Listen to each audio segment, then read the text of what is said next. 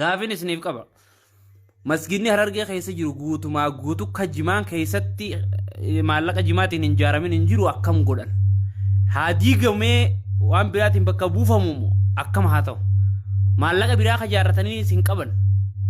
kajimaa malee masgidota kana hunda haa diiganii moo akkam haa godhan tokko khitaabban ilmii kabiyyateenya keessa qara'amu jiru kan madrasaan qara'u jirtu guutumatti jimaadhaan bitame irraa qaraanamoo wali qabnee gubna eega jimaan haraam ta'e waggaa 150 yookaan waggaa 200 asitti yookaan yoo xiqqaate waggaa 150 asitti hajjiin uummanni harargee godhaa jiru tamaallee inni jimaa keessa hin jirre hin jirtu hajjiin isaanii hin qeebalamne moo akkam haa taatu hajjiin isaanii sanoo hin qeebalamne egaa waggoota 100 gihaniif guutumatti nyaataa dhugaatii isaanii keessa jimaa jira amata dila kana haraam nyaachaa jiranii ulamaanis lakki akkas hin jenne ulamaa tana qofaatu biita haraam jettu tana malee tuun ulamaadhaa miti moo maal jechuu ulamaan dillituun kitaaba wallaalteet maka waan biraa hunda haraam jettu jimaa tana dhiifte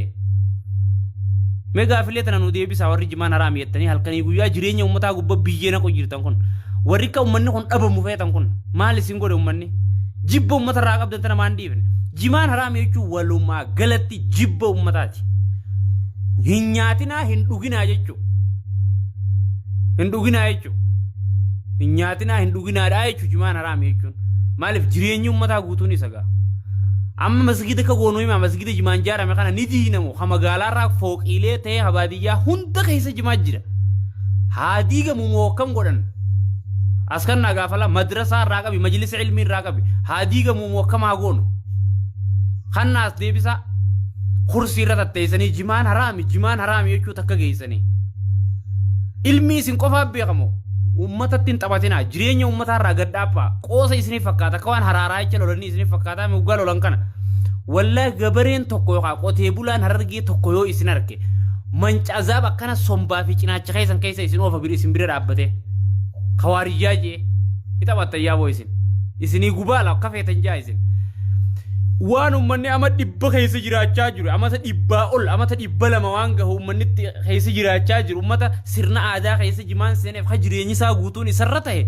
arra lafaa qaatee jimaan haraam ganda keessanitti ganda keenya isin jimaan isin irratti haraame harargee qofatti halaalii jee akkasitti kitaaba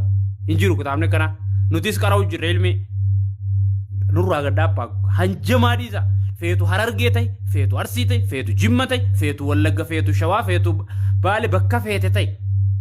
sheekha jimaan haraami jiru gurrarra nu yaa'u ummanni harargee dhumaa jechuusaati ummata harargee haa dhabamuu hiidachiirraa jechuusaati agartee gaafa jiinagdeen kun waan biraatiin bakka buufame gaafa waan biraatiin bakka buufame wanni biraa jiraattee wanni biraa jiraattee bakka buufamte yuja osoo haram ta'e illee jaam osoo haram ta'e illee akkaataan itti falli dhawmeetti haasawamee falli biraa tokko ummataaf haayamee inni kun haraami jaam osoo ta'eehu ulamaa'ota biyya saniitiin walii mari'atame osoo ta'eehu hin ta'u hanga qiyaamaatti halaali jimaan hin ta'u haram gana